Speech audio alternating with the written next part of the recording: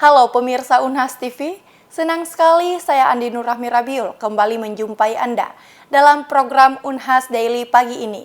Dalam beberapa menit ke depan, kami akan menyajikan berita-berita terpercaya hanya untuk Anda.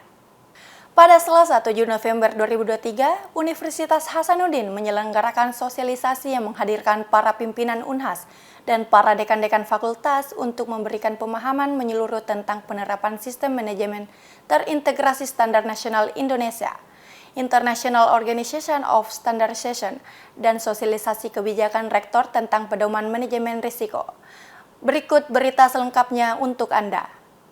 Saat ini sedang berlangsung sosialisasi penerapan sistem manajemen terintegrasi SNI ISO dan sosialisasi penerapan kebijakan rektor tentang manajemen risiko Universitas Hasanuddin yang diselenggarakan di Unhas Hotel and Convention pada Selasa 7 November 2023.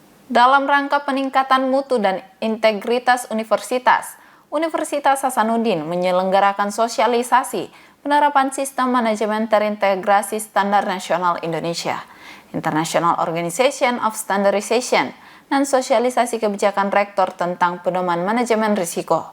Dalam kegiatan tersebut turut hadir para wakil rektor dan para pimpinan, Rektor Universitas Hasanuddin, Profesor Dr. Insinyur Jamaluddin Jompa MSc, yang hadir dalam acara tersebut menyampaikan arahan-arahan dalam kegiatan sosialisasi, sekaligus membuka secara resmi acara tersebut. Jadi hari ini kita sosialisasi kepada seluruh pimpinan untuk pengintegrasian SNI ISO untuk beberapa hal yang kita harapkan dengan adanya perintegrasian ini dan updating beberapa ISO yang Unhas pakai atau gunakan, itu akan membuat manajemen dan strategi universitas mencapai target-target mutu yang semakin tinggi itu bisa terakselerasi dan juga termonitor dan terstandarisasi dalam proses pencapaiannya. Prof. JJ menjelaskan manfaat utama penyelenggaraan sosialisasi penerapan sistem manajemen terintegrasi SNI ISO. Manfaat penerapan sistem manajemen terintegrasi yakni menciptakan budaya organisasi yang berkelanjutan, meningkatkan kinerja organisasi, sehingga kredibilitas dan memberikan citra baik bagi organisasi. Selain itu, penerapan SMT dapat memastikan kualitas produk layanan yang diberikan sesuai dengan standar yang ditetapkan dan bisa memenuhi semua regulasi hukum, serta menjadi proses pendokumentasian sistem manajemen dan proses sertifikasi menjadi lebih efektif dan efisien. Selain itu, Direktur Change Konsultan Siti Nur Insani Eskom sebagai pemateri dalam sosialisasi tersebut menyampaikan pentingnya pengintegrasian sistem manajemen dengan standar nasional Indonesia International Organization for Standardization. Yang pasti yang saya harapkan adalah bagaimana komitmen itu tumbuh di antara para pimpinan jajaran Unhas untuk menerapkan SMT yang sudah kami set up. Itu sih sebenarnya poin pentingnya. Terus yang kedua, setelah komitmen ya kami harapkan yaitu tadi menjadikan ISO ini bukan beban. ISO ini menjadi betul-betul kebutuhan kita bersama untuk menjadikan Unhas lebih baik. Itu sih.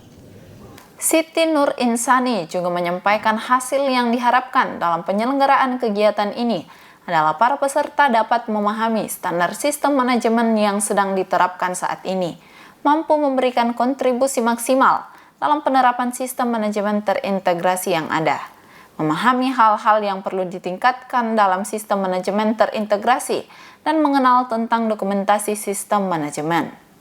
Setelah penandatanganan dokumen SNI ISO, acara kemudian dilanjutkan dengan sosialisasi kebijakan rektor tentang pedoman manajemen risiko Universitas Hasanuddin tahun 2023 yang bertujuan memastikan pemahaman yang mendalam mengenai kebijakan dan pedoman yang ditetapkan dalam manajemen risiko di lingkungan kampus. Selain itu, sosialisasi tersebut juga bertujuan untuk meningkatkan efisiensi, efektivitas, serta tanggung jawab seluruh anggota universitas dalam menjalankan tugas dan tanggung jawab mereka masing-masing. Baik pemirsa, demikian yang dapat kami laporkan. Rahmatia, Sahra Sabita Suceng, Unhas TV. Pendaftaran program Kampus Mengajar Angkatan 7 telah dibuka. Program Kampus Mengajar Angkatan 7 yang akan bertugas ke SD, SMP, dan SMK yang tersebar di seluruh wilayah Indonesia. Lantas bagaimana persyaratan dan kriteria seleksi untuk mengikuti program tersebut? Berikut berita selengkapnya untuk Anda. Dari program Merdeka Belajar Kampus Merdeka atau yang dikenal dengan nama MBKM.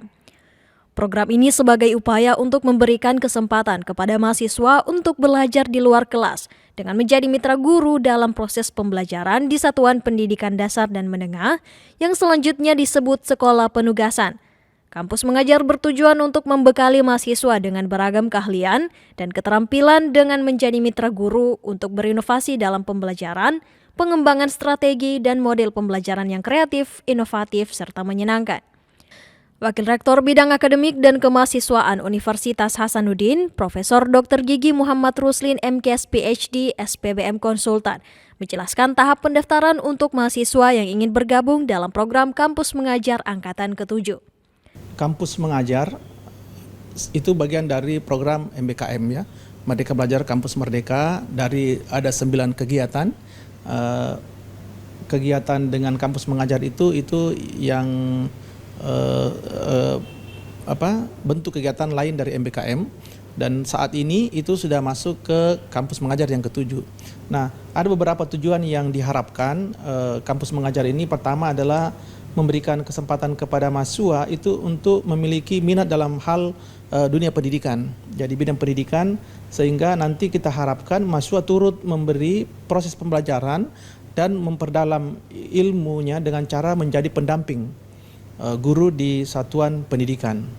Nah, itu tujuan pertama. Tujuan kedua, membantu meningkatkan pemerataan kualitas pendidikan serta relevansi pendidikan dasar dan menengah dengan pendidikan tinggi sesuai perkembangan ilmu pengetahuan, teknologi, dan sains dan seni. Ya. Nah, kemudian yang ketiga, meningkatkan keterampilan kepemimpinan mahasiswa. Nah, peningkatan keterampilan mahasiswa ini itu bisa meliputi kemampuan inisiatif mahasiswa. Jadi ada inisiasi dari mahasiswanya itu sendiri, kemudian peningkatan kemampuan berpikir analisis, dan saat dalam program bersama, misalnya pada saat mereka buat kegiatan, itu bisa dia mulai memperlihatkan bagaimana mereka lebih kelihatan keterampilan kepemimpinannya dalam hal berpikir analitik. Kemudian peningkatan kemampuan pemecahan masalah saat penugasan berlangsung. Karena kalau kondisi kita sudah pada keadaan di lapangan, pasti nanti akan ada masalah, dan proses itu kita akan belajar bagaimana menyelesaikan masalah itu. Nah, kemudian akan dengan demikian itu juga ada capaian peningkatan kreativitas dan inovasi dalam merancang model, metode, strategi, dan teknis proses pembelajaran. Dan termasuk yang terakhir adalah peningkatan kemampuan adaptasi untuk bisa mengenali segala situasi. Jadi karena langsung ke lapangan, pasti keadaan baru, dunia baru, orang baru, pasti mereka akan berusaha untuk belajar atau mengadaptasi diri. Sama halnya kalau dia sudah di dunia kerja di lapangan, dan ini sangat penting proses ini sehingga mereka bisa belajar untuk mengadaptasi diri. Prof. Ruslin juga memberikan gambaran mengenai output yang diharapkan dari program Mengajar Angkatan 7, yakni membuka ruang bagi mahasiswa untuk bisa mengaplikasikan keahlian serta ilmu pengetahuan mereka dalam membantu siswa di satuan pendidikan dasar.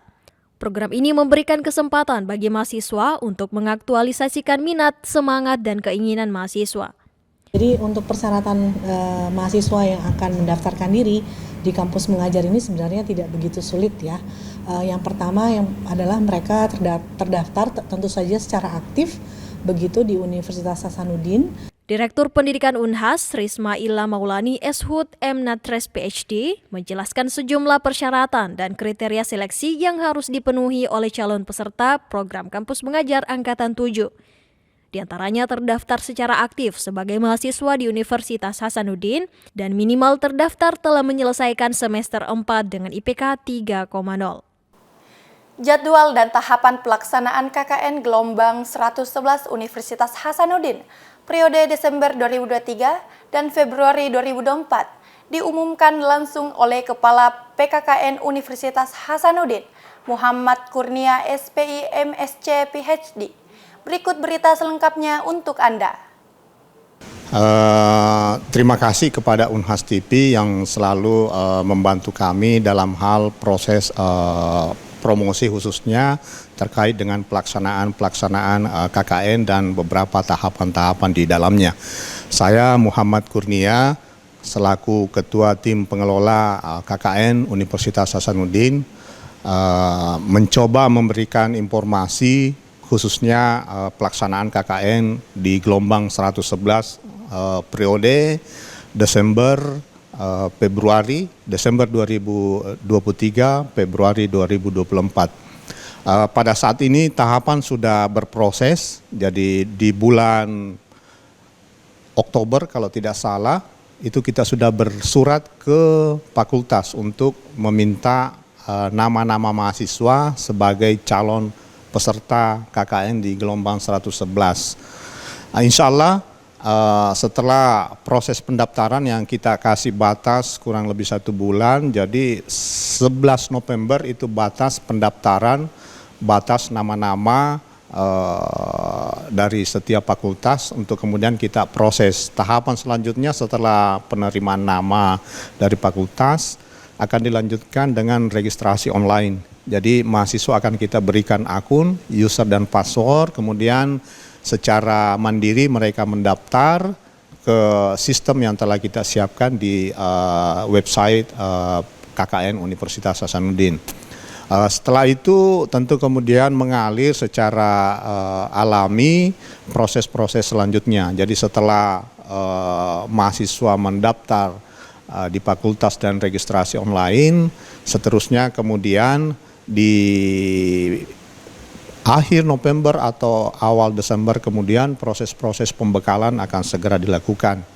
Saat ini juga sementara itu berproses, saat ini juga kita sementara menyiapkan untuk koordinasi dengan mitra di lapangan. Jadi beberapa kabupaten kota yang selama ini menjadi lokus kegiatan KKN, mungkin di akhir November ini kita akan melakukan beberapa pertemuan-pertemuan FGD dengan mitra, tentunya dalam rangka penguatan program-program kerja KKN yang tidak lepas dari program-program prioritas yang ada di pemerintah daerah, khususnya yang ada di desa-desa di beberapa kabupaten yang akan menjadi lokasi KKN di gelombang 111 periode Desember Februari, seperti itu. Untuk hal yang baru belum sepenuhnya kami pastikan karena tentu tidak terlepas dari hasil koordinasi dengan mitra di kabupaten kota. Adapun yang tentu urgen untuk kita lakukan dalam hal ini menindaklanjuti apa-apa yang telah dicapai. Misalnya kalau itu berupa produk-produk UMKM di level misalnya kemasan, kemudian merek, tentu kemudian kita akan mencoba mengangkat bagaimana promosi ataupun sistem pemasaran dengan online misalnya, ataupun kalau sudah ada yang sampai di pemasaran, tentu kemudian kita akan tingkatkan bagaimana produk itu ada license atau sertifikat halal misalnya, ataupun dari Badan Obat dan Makanan, BPOM. Nah itu hal-hal seperti itu yang mungkin kita akan tindak lanjuti. Itu hanyalah salah satu contoh, tentunya ada beberapa kegiatan-kegiatan yang kemudian juga akan kita tidak lanjuti berdasarkan apa yang menjadi capaian di pelaksanaan KKN di gelombang 110 kemarin, seperti itu. Tema KKN masih tentu kita bagaimana penguatan secara keseluruhan ya, penguatan ekonomi masyarakat tentunya melalui program-program KKN yang akan kita lakukan. Mengenai tematik-tematik tentu kemudian belum bisa kami pastikan apakah ada yang baru, tapi pastinya kita menindaklanjuti hasil yang telah ada, tentunya untuk penguatan-penguatan hasil yang telah mereka hasilkan di gelombang 110, kemudian kita tingkatkan di gelombang 111 nantinya, seperti itu. Terima kasih Pak. Ya, terima kasih. Informasinya cukup bermanfaat. Ya, terakhir mungkin pelaksanaan insya Allah selalu kita lakukan setelah proses perkuliahan semester berjalan selesai, dan kita hitungan waktu akan berakhir sebelum perkuliahan semester depan dimulai. Jadi betul-betul kita desain waktu tidak mengganggu aktivitas akademik mahasiswa yang akan melakukan kegiatan KKN. Saya kira itu tambahan. Terima kasih. Berita tadi sekaligus menutup perjumpaan kita hari ini. Terus saksikan Unhas Daily hanya di Unhas TV.